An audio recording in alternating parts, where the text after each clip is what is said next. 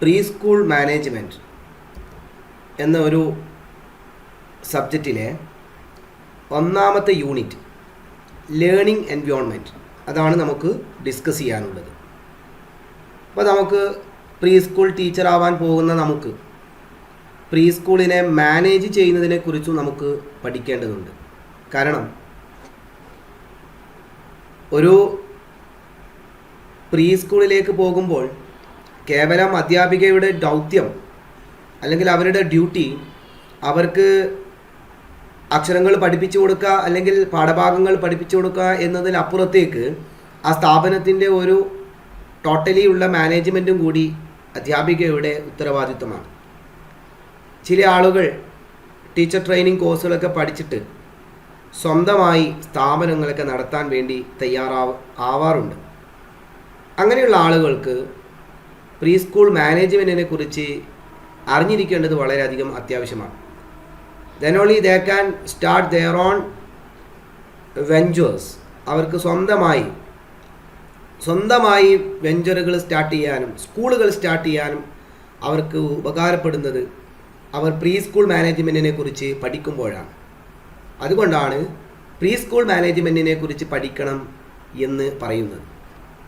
So നമുക്കതിൻ്റെ മറ്റു വശങ്ങളെക്കുറിച്ച് ചർച്ച ചെയ്യാം. അപ്പോൾ നമുക്കറിയാം ലേണിംഗ് എൻവയോൺമെൻറ്റ് അതാണ് ഒന്നാമത്തെ യൂണിറ്റിൻ്റെ പ്രധാനപ്പെട്ട ടോപ്പിക്.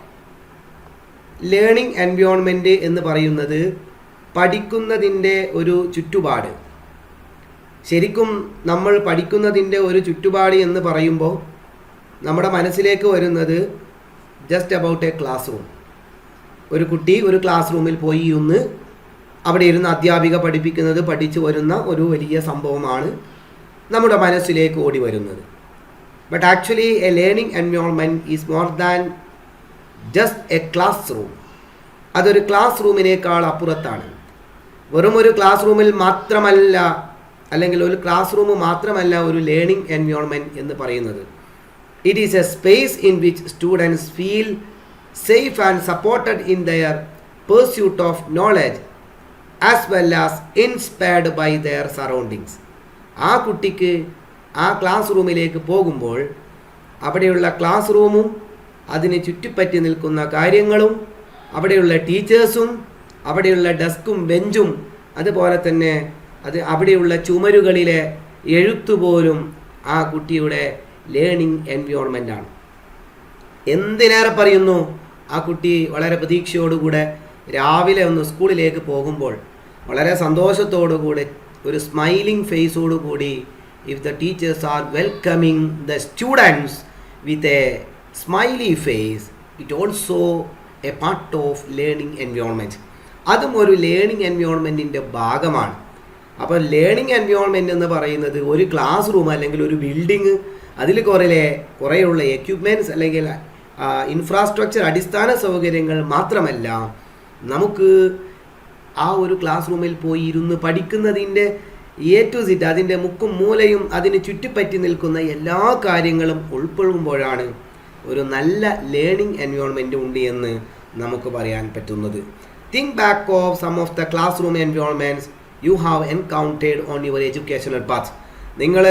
നിങ്ങളുടെ പഴയ ഒരു ഫ്ലാഷ് ബാക്കിലേക്കൊന്ന് പോയി കഴിഞ്ഞാൽ അവിടെ നമുക്കുണ്ടായ അനുഭവങ്ങളെക്കുറിച്ചൊന്ന് ഓർക്കാം അല്ലേ. നമുക്ക് ചില സമയത്ത് വളരെ വൈബ്രൻ്റായ കളർഫുള്ളായിട്ടുള്ള ഒരുപാട് അനുഭവങ്ങൾ നമുക്കുണ്ടായിട്ടുണ്ടാവാം. സോ എൻവയോൺമെൻറ്റ് എന്ന് പറയുന്നത് നമുക്കറിയാം ഒരു കുട്ടിയുടെ വളർച്ചയിൽ വളരെ പ്രധാനമായിട്ടും ലേണിംഗ് എൻവയോൺമെൻറ്റ് വളരെയധികം സ്വാധീനിക്കുന്നുണ്ട്. അപ്പോൾ നല്ല അടിപൊളി സ്കൂള് എന്ന് വിചാരിക്കുക, everything is good, everything is beautiful and good infrastructure is there, good building is there, good classroom furnitures are there, everything are there suppose, but the teachers are not supporting teachers അല്ല, അത് നമുക്കൊരു learning environment എന്ന് നമുക്ക് പറയാൻ പറ്റില്ല. അത് മാത്രമല്ല അതിങ്ങനെ സമയാസമയം ലേണിംഗ് എൻവയോൺമെൻറ്റുകൾ മാറിക്കൊണ്ടിരിക്കണം. Learning environments have changed, it should be changed over time അല്ലേ. നമുക്ക് സമയാസമയങ്ങളിൽ അതിനെ മാറ്റിക്കൊണ്ട് അതിനെ എക്സ്പാൻഡ് ചെയ്ത് പുതിയ പുതിയ ആളുകൾ വരുമ്പോൾ ഇപ്പോൾ നമ്മുടെ പഴയ ക്ലാസ് റൂമുകൾ പോലെയല്ല ആധുനിക ക്ലാസ് റൂമുകളിൽ സ്മാർട്ട് ക്ലാസ് റൂമുകളാണ്. ഇവിടെ പ്രോജക്ടറുണ്ട്, സ്മാർട്ട് ടി വികളുണ്ട്, വൈഫൈ കണക്ഷനുകളുണ്ട്, കുട്ടികൾക്ക് സംവിധാനിക്കാനുള്ള പല സംവിധാനം കൊണ്ട് പണ്ട് കാലത്തൊക്കെ ഓലമേഞ്ഞതും പുല്ലുമേഞ്ഞതുമായ സ്കൂളുകളിലൊക്കെയാണ് ഒരല്പം പ്രായം ചെന്ന ആളുകളൊക്കെ എന്ത് ചെയ്യുക പഠിച്ചിട്ടുണ്ടാവുക. പക്ഷേ അന്ന് വെച്ചിട്ട് ഇന്നും നമുക്ക് പുല്ല് കൊണ്ടുള്ള സ്ഥാപനങ്ങളൊന്നും നമുക്ക് ചിന്തിക്കാൻ പോലും സാധിക്കില്ല. So it's a broad term that can refer to a culture, a context and approach to teaching and learning or a physical location in which education and work take place. ഇപ്പോൾ നമുക്ക് ലേണിംഗ് എൻവയോൺമെൻറ്റ് എന്ന് പറഞ്ഞാൽ അതൊരു broad ടേമാണ്. അവിടെ നമുക്കൊരു ടീച്ചിങ്ങും ലേണിങ്ങും അതിൻ്റെ physical ലൊക്കേഷനും ആ ലൊക്കേഷനുമായി ബന്ധപ്പെട്ട് വരുന്ന കാര്യങ്ങളൊക്കെ ആ ഒരു ലേണിംഗ് എൻവയോൺമെൻറ്റിൽ വന്നു.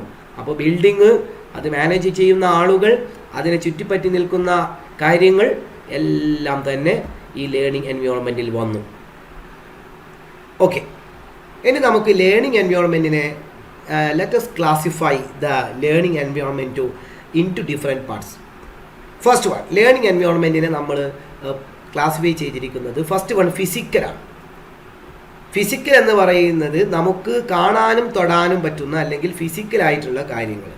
ഉദാഹരണത്തിനാണെങ്കിൽ those vibrant colorful classrooms of your youth or the rows of desks that characterize high school both fall into the category of the physical learning environment.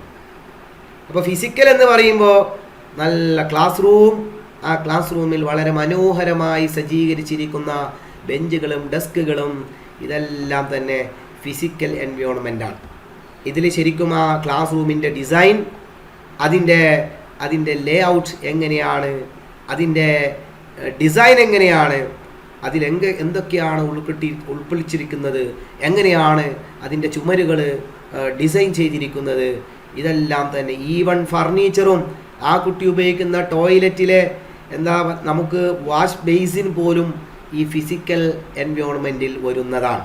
അപ്പോൾ നമുക്ക് ഫിസിക്കൽ എൻവയോൺമെൻറ്റ് എന്ന് പറയുന്നത് എല്ലാം ഒന്ന് ഫിസിക്കലായി നമുക്ക് കാണാൻ പറ്റുന്ന ക്ലാസ് റൂമുകൾ, ഫർണിച്ചറുകൾ, ബെഞ്ച് ഡെസ്കുകൾ, അതേപോലെ തന്നെ എക്യുപ്മെൻറ്റുകൾ, ടീച്ചിങ് എയ്ഡുകൾ, ഇതെല്ലാം തന്നെ ഫിസിക്കൽ എൻവയോൺമെൻറ്റിൽ വരുന്നതാണ്. രണ്ടാമത്തതാണ് psychological environment. Psychological learning environment എന്ന് പറയുന്നത് ശരിക്കും നല്ല ഒരു കുട്ടികൾക്ക് ഉൾപ്പെടുന്ന കരിക്കുലം വളരെ പ്രധാനപ്പെട്ട ഒരു കാര്യമാണ്. അതായത് പാഠ്യപദ്ധതി, അതേപോലെ തന്നെ ഫെലോ സ്റ്റുഡൻസ് എന്ന് പറയുന്നത് കൂടെയുള്ള കുട്ടികൾ, അവരിവരെ വല്ലാതെ ഉപദ്രവിക്കുകയോ പ്രശ്നങ്ങൾ ഉണ്ടാക്കുകയോ ചെയ്താൽ ഇവർക്ക് പഠിക്കാൻ പറ്റില്ല. നല്ല ക്ലാസ് റൂമാണ്, അടിപൊളി ഫർണിച്ചറാണ്, എല്ലാ എക്യുപ്മെൻറ്റുകളും സൂപ്പറാണ്. പക്ഷേ കൂടെയുള്ള വിദ്യാർത്ഥികൾ ഇവരെ വല്ലാതെ ഇറിറ്റേറ്റ് ചെയ്യുന്നു, വല്ലാതെ ബുദ്ധിമുട്ടുണ്ടാക്കുന്നു, സ്ട്രഗിൾ ഉണ്ടാക്കുന്നു. അപ്പോൾ പഠിക്കാൻ പറ്റില്ല. അപ്പോൾ നല്ല കരിക്കുലം, അതേപോലെ തന്നെ കുട്ടികളുമായിട്ട് അധ്യാപകരുണ്ടാക്കുന്ന trust by building trust with students and creating a safe space that feels welcoming for all. Teachers create a positive learning environment and make sure students have more opportunities to participate, ask questions, take risks and receive feedback. അപ്പോൾ കുട്ടി രാവിലെ വരുമ്പോൾ തന്നെ ആ കുട്ടിയെ നല്ല ചിരിച്ചുകൊണ്ട് സ്വീകരിക്കുന്നു, കുട്ടിക്ക് ചോദ്യങ്ങൾ ചോദിക്കാനുള്ള അവസരങ്ങൾ കൊടുക്കുന്നു, റിസ്കുകൾ എടുക്കാനുള്ള അവസരങ്ങൾ കൊടുക്കുന്നു, ഫീഡ്ബാക്കുകൾ പറയാനുള്ള ഓപ്പർച്യൂണിറ്റികൾ ഉണ്ടാക്കുന്നു. ഒരു പോസിറ്റീവ് ലേണിംഗ് എൻവയോൺമെൻറ്റ്, ഇത് സൈക്കോളജിയാണ്. അപ്പോൾ നല്ല ബിൽഡിങ്ങും സെറ്റപ്പ് ബിൽഡിങ്, ടീച്ചർമാർ നമ്മുടെ നാടൻ ഭാഷയിലൊക്കെ പറയുന്നത് പോലെ മഹാതറകൾ അല്ലേ, വായെടുത്താൽ തെറി മാത്രം വിളിക്കുന്ന. ചിലപ്പോൾ സോഷ്യൽ മീഡിയയിലൊക്കെ കാണാം കുട്ടികൾ സ്കൂളിലേക്ക് പോകുന്ന സമയത്ത് വെൽക്കം ഡ്രിങ്ക് കൊടുക്കുന്നത് പോലെ വടിയെടുത്ത് അടിച്ച് ക്ലാസ്സിൽ കയറ്റുന്ന അധ്യാപികർ. ഇവിടെ സൈക്കോളജിക്കൽ ലേണിംഗ് എൻവയോൺമെൻറ്റ് ഉണ്ട് എന്ന് നമുക്ക് പറയാൻ പറ്റില്ല.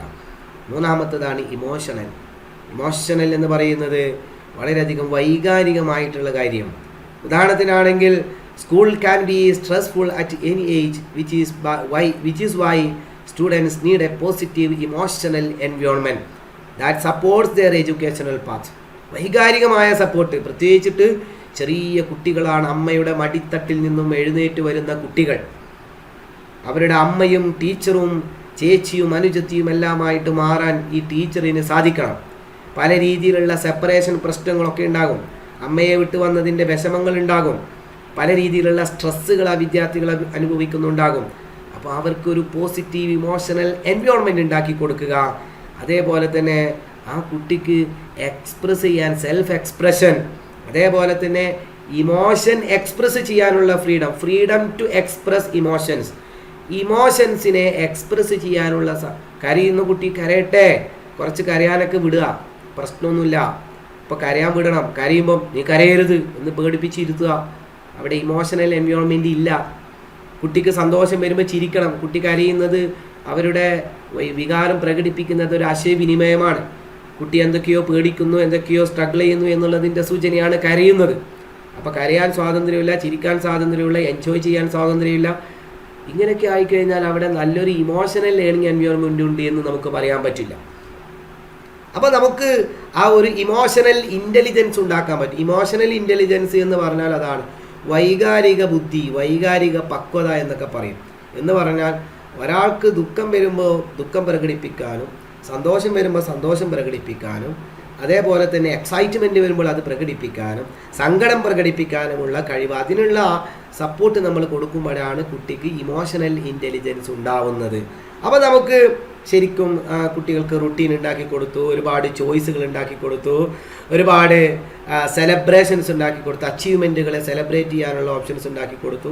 ഇങ്ങനെയൊക്കെ ശരിക്കും എല്ലാവർക്കും എൻജോയ് ചെയ്തും കരഞ്ഞും ചിരിച്ചും രസിച്ചും പഠിക്കുന്ന ഒരു വിദ്യാർത്ഥി, അങ്ങനെ ഒരു എൻവയോൺമെൻറ്റിനെയാണ് ഇമോഷണൽ എൻവയോൺമെൻറ്റ് എന്ന് പറയുന്നത്. ഇനി നമുക്ക് 3 രീതിയിലാണ് നമ്മൾ പഠിച്ചത് ലേണിംഗ് എൻവയോൺമെൻറ്റിനെ: ഫിസിക്കൽ, അതേപോലെ തന്നെ സൈക്കോളജിക്കൽ, മറ്റൊന്ന് ഇമോഷണൽ. അടുത്ത് നമുക്ക് പഠിക്കാനുള്ളത് designing child friendly learning environment.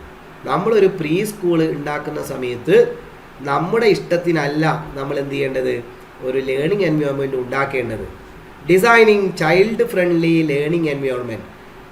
Child friendly ആണ്, കുട്ടികൾക്ക് വളരെ ഇഷ്ടപ്പെടുന്ന അവരുടെ ആവശ്യങ്ങൾക്കനുസരിച്ച് കൊണ്ടുള്ള ഒരു ലേണിംഗ് എൻവയോൺമെൻ്റ് ആണ് നമ്മൾ എന്ത് ചെയ്യേണ്ടത്, ഡിസൈൻ ചെയ്യേണ്ടത്.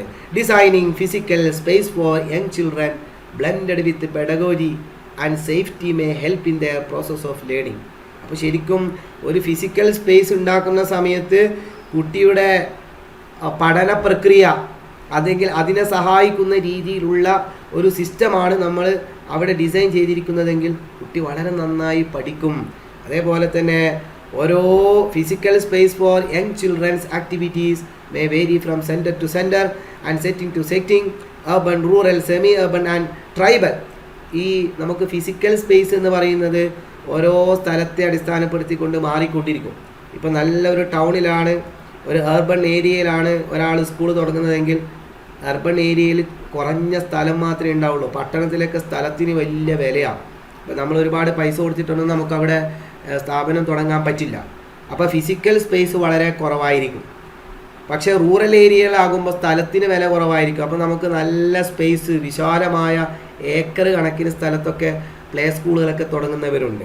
പക്ഷേ depending upon the availability of space and number of children, physical space may be arranged. അവിടെ ഫിസിക്കൽ സ്പേസുകൾ എന്ത് ചെയ്യണം, അറേഞ്ച് ചെയ്യണം. ഇനി നമുക്ക് വളരെയധികം പ്രധാനമായും നമ്മുടെ ഒരു പ്രീ സ്കൂളിൽ ഉണ്ടായിരിക്കേണ്ട പ്രധാനപ്പെട്ട ഒരു കാര്യം എന്താണ്, ഇൻഡോർ എൻവയോൺമെൻറ്റ് വിത്ത് ആക്ടിവിറ്റി ഏരിയ. ഇൻഡോർ എന്ന് പറയും, നമ്മളിപ്പോൾ സ്കൂളിൻ്റെ അകത്ത് നമ്മൾ സ്കൂളിനെ മൊത്തം ഏരിയകളെ നമ്മൾ 2ആയിട്ട് തരംതിരിക്കുകയാണ്. ഒന്ന് indoor area, outdoor area. Indoor എന്ന് പറയുന്നത് അകത്ത്, സ്കൂളിൻ്റെ അകത്ത്. ഔട്ട്ഡോർ എന്ന് പറയുന്നത് പുറത്ത്. അപ്പോൾ നമുക്ക് ഇൻഡോർ എൻവയോൺമെൻറ്റ് എങ്ങനെ നമുക്ക് നന്നായിട്ട് ഡിസൈൻ ചെയ്യാമെന്ന് നോക്കാം. അതിൽ പ്രധാനമായും വേണ്ടത് ആക്ടിവിറ്റി ഏരിയ ആണ്. എന്ന് പറഞ്ഞാൽ ആക്ടിവിറ്റി ഏരിയ എന്ന് പറയുന്നത് നമുക്ക് കുട്ടികൾക്ക് ഇഷ്ടമുള്ള സമയത്ത് പല പല ആക്ടിവിറ്റികൾ ചെയ്യാൻ, ഡ്രോയിങ്, ഡാൻസിങ്, അതുപോലെ തന്നെ പെൻസിലിങ്, കളറിങ്, ഇങ്ങനെയുള്ള ഒരുപാട് കാര്യങ്ങൾ. പെൻസിൽ ഉപയോഗിച്ചിട്ട് വെറുതെ പിന്നെ കുത്തി കുറിക്കുക, അല്ലെങ്കിൽ കളറിങ് കൊടുക്കുക. ഇങ്ങനെ നമുക്ക് കുട്ടികൾക്ക് വ്യത്യസ്ത ആക്ടിവിറ്റികൾ ചെയ്യാനുള്ള ഏരിയകളെയാണ് നമ്മൾ ആക്ടിവിറ്റി ഏരിയ എന്ന് പറയുന്നത്. അപ്പം നമുക്കൊരു സ്ഥാപനത്തിൻ്റെ അകത്ത് വളരെ പ്രധാനമായും ഉണ്ടാവേണ്ടത് ഒരു ആക്ടിവിറ്റി ഏരിയ. അപ്പോൾ നമുക്ക് എന്താണ് ആക്ടിവിറ്റി ഏരിയ കൊണ്ട് ഉദ്ദേശിക്കുന്നത്? Importance of activity area. എന്താ ആക്ടിവിറ്റി ഏരിയ ഉണ്ടായാലുള്ള പ്രാധാന്യം, പ്രത്യേകത എന്താണ്? It helps children exercise their choices and explore what interest them. അവർക്ക് താല്പര്യമുള്ള മേഖലകളൊക്കെ അവരെന്ത് ചെയ്യും? അവിടെ എക്സ്പ്ലോർ ചെയ്യും, അതിനെ വികസിപ്പിച്ച് ഇങ്ങനെ കൊണ്ടുവരും. അപ്പോൾ ഒരു ആക്ടിവിറ്റി ഏരിയ കൊടുത്താൽ വരക്കുന്ന കുട്ടികൾ പോയി വരക്കും, അല്ലേ? പെയിൻറ്റ് ചെയ്യുന്ന കുട്ടികൾ പെയിൻറ്റ് ചെയ്യും, പിന്നെ അതേപോലെ തന്നെ പാടുന്ന കുട്ടികൾ പാടും. It provides opportunities to create, draw, manipulate, discover, learn new skills, make mistakes, modify their strategies, and gives a sense of achievement after they have mastered the activity in which they were engaged.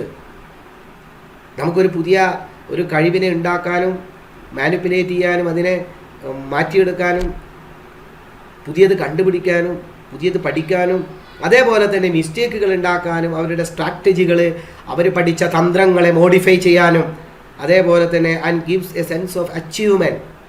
ഇതെല്ലാം അവസരം. അപ്പോൾ കുട്ടിക്ക് ഒരു ഏരിയയിൽ reading room അല്ലെങ്കിൽ reading area, working area, playing area, drawing area, colouring area എന്നൊക്കെ പറഞ്ഞിട്ട് activity ഏരിയകൾ ഇങ്ങനെ ഉണ്ടാക്കി കൊടുക്കുക. പല സ്കൂളുകളിലും നമുക്ക് കാണാറുണ്ട്, എല്ലാ സ്കൂളുകളിലും നിർബന്ധമാണ് ആക്ടിവിറ്റി ഏരിയ. ഇൻഡോർ സ്പേസിൽ വളരെ പ്രധാനമാണ്. മറ്റൊന്ന്, it helps in their socio emotional development as children learns to play with other children. മറ്റു കുട്ടികളുമായിട്ട് ഇവർ ഇടപെട്ട് അവർ കളിച്ചുകൊണ്ടിരിക്കുന്ന സമയത്ത് അല്ലെങ്കിൽ അവർ മറ്റുള്ള കുട്ടികളുമായിട്ട് വളരെയധികം ഇടപെട്ട് മുന്നോട്ട് പോകുന്ന സമയത്ത് സോഷ്യോ ഇമോഷണൽ ഡെവലപ്മെൻ്റ് ഉണ്ട്. അവർ സോഷ്യലാവാനും ഒരു സാമൂഹികമാവാനും മറ്റുള്ളവരോട് ഇടപെടാനുമുള്ള സാധ്യതകൾ കൂടുതലാണ്. It helps in fine and motor development as children plays with waters and manipulate things. Fine motor സ്കില്ലുകളും ഗ്രോസ് മോട്ടോർ സ്കില്ലുകൾ എന്ന് പറഞ്ഞാൽ നമ്മുടെ കൈകാലുകൾ ചലിക്കാനും കാര്യങ്ങൾ പിടിക്കാനും കൈകാലുകളുടെ ചലനങ്ങൾ, ഇതിലൊക്കെ ഒന്ന് എക്സ്പേർട്ട് ആവും. കാരണം എന്താണെന്ന് അറിയോ? കുട്ടികൾ കളിക്കുന്നത് വെള്ളം കൊണ്ടും മണ്ണ് കൊണ്ടും വ്യത്യസ്ത ആക്ടിവിറ്റികൾ മാനിപ്പുലേറ്റ് ചെയ്തുകൊണ്ടൊക്കെയാണ് കുട്ടികൾ കളിക്കുന്നത്. അപ്പോൾ ഫൈൻ മോട്ടോർ സ്കില്ലുകൾ, ഗ്രോസ് മോട്ടോർ സ്കില്ലുകൾ അവിടെ ഡെവലപ്പ് ചെയ്യപ്പെടും. മറ്റൊന്ന്, സെറ്റിംഗ് അപ്പ് ആക്ടിവിറ്റി ഏരിയ. അപ്പോൾ ആക്ടിവിറ്റി ഏരിയ എന്ന് പറയുന്നത് ശരിക്കും it should invite and promote active. എപ്പോഴും അത് ആക്റ്റീവ് ആയിരിക്കണം. ആക്ടിവിറ്റി ഏരിയ എന്ന് പറഞ്ഞിട്ട് അത് ചത്ത് കിടക്കരുത്. അതിന് പ്രത്യേകമായ അവറുകളും ഒരു അവറൊക്കെ കൊടുക്കണം. അടുത്ത അവർ നിങ്ങൾക്ക് ആക്ടിവിറ്റി ഏരിയ ആണ്, അവിടെ പോയി ആക്ടിവിറ്റികളിൽ പങ്കെടുക്കണം എന്ന് പറയും. Independent exploration and discovery, creating an atmosphere in which children can learn. ഒരുപാട് ആക്ടിവിറ്റികൾ, അതാണ് ഏറ്റവും പ്രധാനപ്പെട്ട ശ്രദ്ധിക്കേണ്ടത്. അത് ആക്റ്റീവായിരിക്കണം. ചില സ്കൂളുകളിലേക്ക് വലിയ ആക്ടിവിറ്റി ഏരിയകൾ ഉണ്ടാവും, പക്ഷേ കുട്ടികൾ അവിടെ കൊണ്ടുപോകില്ല, ടീച്ചർ അത് യൂസ് ചെയ്യില്ല. പക്ഷേ ഏറ്റവും പ്രധാനപ്പെട്ട ഒരു കാര്യം, ആ ആക്ടിവിറ്റി ഏരിയ എന്ന് പറയുന്നത് എന്ത് വേണം? ആക്റ്റീവായിരിക്കണം എന്നുള്ളത് വളരെയധികം പ്രത്യേകം ശ്രദ്ധിക്കുക. The material should be stored in such a way that children can start playing without adult help. പിന്നെ അവിടുത്തെ മെറ്റീരിയലുകളൊക്കെ കുട്ടികൾക്ക് കിട്ടുന്ന രീതിയിൽ തന്നെ വെക്കുക. അതുകൊണ്ട് സ്കൂളുകളിലൊക്കെ ചെറിയ കബോർഡുകളൊക്കെയാണ് കാണുക. കബോർഡുകൾ ഉണ്ടാവും. ആ കബോർഡിൽ നിന്ന് കുട്ടി തന്നെ മെറ്റീരിയലൊക്കെ എടുത്തിട്ട് ഉപയോഗിച്ചതിന് ശേഷം അവർ തന്നെ തിരിച്ചു കൊണ്ടുവെക്കുന്ന രീതി. അപ്പോൾ ഒരു അഡൽട്ടിൻ്റെ സഹായമില്ലാതെ അവർക്ക് അറേഞ്ച് ചെയ്യാനും അതേപോലെ തന്നെ വളരെ പെട്ടെന്ന് അതിനെ ക്ലീൻ അപ്പ് ചെയ്യാനും ഒക്കെ കുട്ടികൾക്ക് തന്നെ സാധിക്കുന്ന രീതിയിലായിരിക്കണം, അല്ലേ? Each class room may have several activity areas such as art area. ഓരോ ക്ലാസ് റൂമിലും അല്ലെങ്കിൽ സ്കൂളുകളിലും വ്യത്യസ്ത ഏരിയകൾ, സ്പേസ് ഉണ്ടെങ്കിൽ, നമ്മുടെ സ്കൂളിനകത്ത് ഒരുപാട് സ്പേസ് ഉണ്ടെങ്കിൽ നമുക്ക് വേറെ വേറെ ആക്ടിവിറ്റി ഏരിയകൾ ഉണ്ടാക്കാം. Art area, block building area, doll and dramatic play area, maths area, manipulative science area, discovery area, music and movement area, sand and water play area, book reading area, etcetera. എത്ര ഏരിയകളായി. അപ്പോൾ അവിടെ art ഏരിയയിൽ പോയിട്ട് art പരമായ കാര്യങ്ങൾ ഇടപെടും. കുട്ടികൾക്ക് ആർട്ടിന് താല്പര്യമുള്ളവർക്ക് വരാം, അതുപോലുള്ള കാര്യം. ബ്ലോക്കുകൾ ഉപയോഗിച്ചുകൊണ്ട് അത് വ്യത്യസ്ത കാര്യങ്ങൾ ഉണ്ടാക്കുന്നു. Doll and dramatic play area, പെൺകുട്ടികൾക്കൊക്കെ ആ ഏരിയയിലേക്കും കുറച്ചും കൂടെ താല്പര്യം. Maths area, manipulative science, discovery area, music and movement area, അവിടെ പോയി കുട്ടികൾ പാട്ട് കേട്ട് ഡാൻസ് ചെയ്ത്. Sand and water play area, അതേപോലെ റീഡിങ്ങിനോട് താല്പര്യമുള്ളവർക്ക് reading corner or book reading area. ഇങ്ങനെ ഓരോ രീതിയിലും എന്ത് ചെയ്യും അവിടെ ഡിസൈൻ ചെയ്തിരിക്കും. അതേപോലെ തന്നെ ക്ലാസ് റൂം ഡിസ്പ്ലേ ആണ്. ഇനി ക്ലാസ് റൂമുകളിലൊക്കെ നമുക്ക് പല ഡിസ്പ്ലേകളും കാണാം. വളരെ ഇമ്പോർട്ടൻ്റ് ആണ് ക്ലാസ് റൂം ഡിസ്പ്ലേകൾ. അപ്പോൾ ശരിക്കും നമ്മുടെ ഒരു തീം കുട്ടികളെ കൺവേ ചെയ്യാൻ വേണ്ടിയിട്ടാണ് നാം എന്ത് ചെയ്യുന്നത്, ക്ലാസ് റൂമിൽ പല കാര്യങ്ങളും ഡിസ്പ്ലേ ചെയ്യിക്കുന്നത്. This makes children curious and interested in that theme. ആ തീമിൽ കുട്ടിക്ക് ഒരു ക്യൂരിയോസിറ്റിയും ഒരു ഇൻട്രസ്റ്റിംഗ് ഉണ്ടാവാൻ വേണ്ടിയിട്ടാണ് നമ്മൾ പല കാര്യങ്ങളും ക്ലാസ് റൂമുകളിൽ ഡിസ്പ്ലേ ചെയ്യുന്നത്. Samples of children's work can also be displayed on the display board.